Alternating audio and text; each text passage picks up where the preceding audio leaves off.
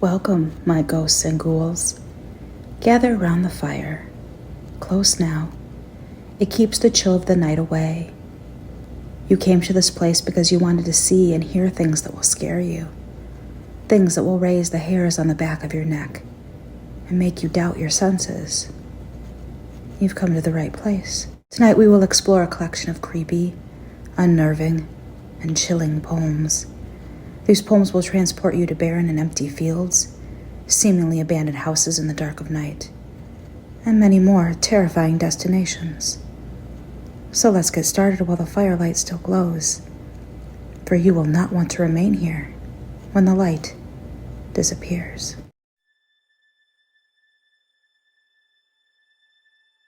Last summer, I buried a body under the apple tree, and every now and then I see the ghost plucking weeds and picking seeds from his teeth.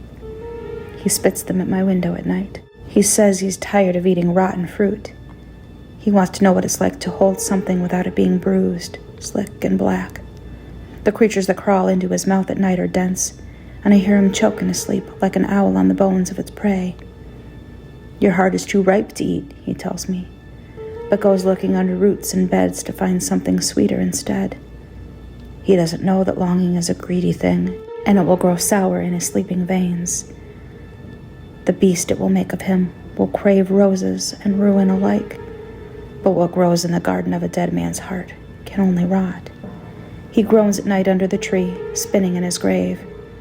I hear him cry out in the dark, "Tell me, why am I always starving?" I found him in the kitchen one morning, green hands clutching fistfuls of glass, lips speckled with sugar.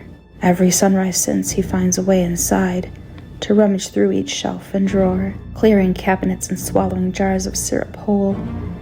Day and night, he gorges and growls until he is no longer a man at all. He forgets how to speak one evening. Black sap drips from his mouth and pools in the cracks of the wooden floor. Flies circle round his head, crawl in his ears, but he does not notice them. He only eats some more. When toadstools sprout from his eyes, I lock the doors, but he breaks the frame with curling weeds and stones from his moss-mottled hands. Bees swarm and the house is fallen, painted, honey-sweet and sick. I beg him to leave. I say there's nothing left. He cannot reply, but I know his answer. I see it in the spiders and maggots and worms. What else is there for the dead to eat but the living? I set a feast one night, a table laid with berries, wine, and apples from his tree. He climbs out of the dirt through the doorway and gazes down at me with that ill-fitted skin. I can almost hear the soul behind the decay, a fly-trap of a man lost to his hunger. I sit across from him and watch as the red rolls down his chin, staining the shirt I buried him in. When he skulks back to sleep, I fetch a shovel and an axe, and I follow him to the garden gate. He sinks deep down, dragged under in the fleeting hands of a sugary haze, curled in a blanket of roots.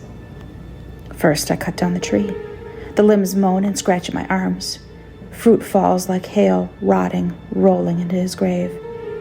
A while after, I stare down at him asleep, a withered child in a tainted tomb, and I climb in over him.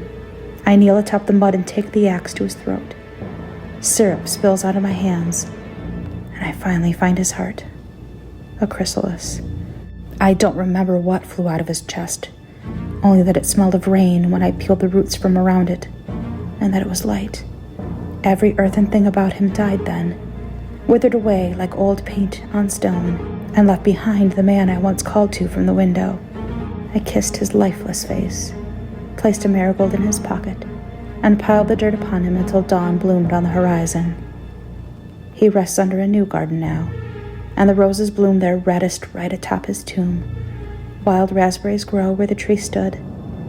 Every summer I leave some behind after picking, and in the sunset's glow I see him still smiling and licking nectar from his fingertips.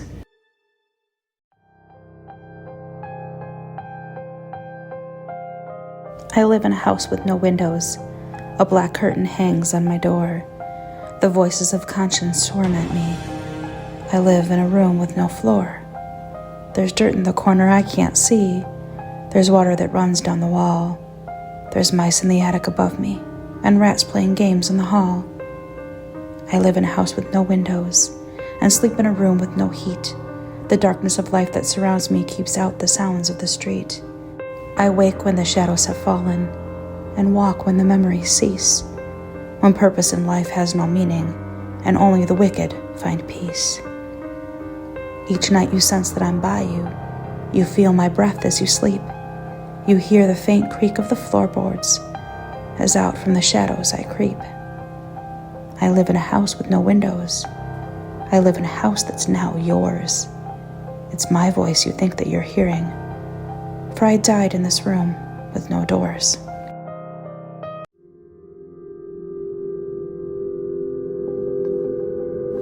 It is said that the spirits of buried men oft come to this wicked world again, that the churchyard tuft is often trod, but the unlaid tenants of tomb and sod, that the midnight sea itself is swept by those who have long beneath it slept.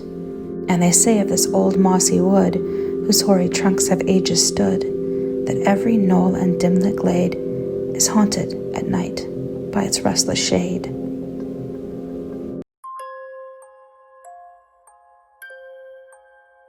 Oh, whence do you come, my dear friend, to me, with your golden hair all fallen below your knee, and your face as white as snowdrops on the lea, and your voice as hollow as the hollow sea?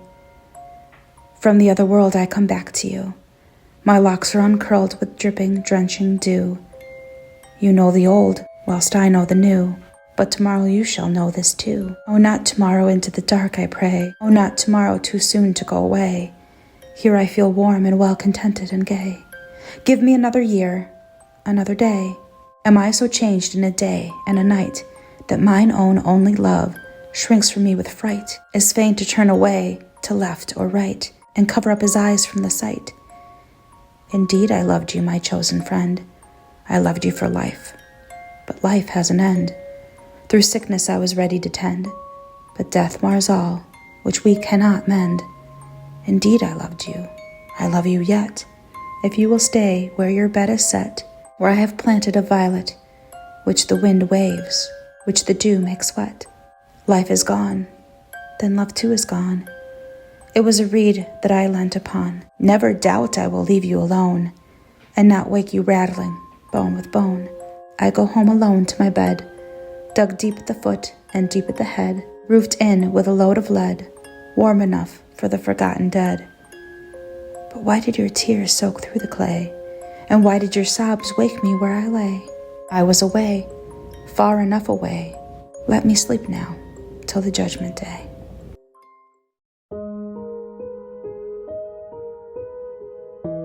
The night is darkening round me, the wild winds coldly blow, but a tyrant spell has bound me, and I cannot go. The giant trees are bending, their bare boughs weighed with snow, and the storm is fast descending, and yet I cannot go.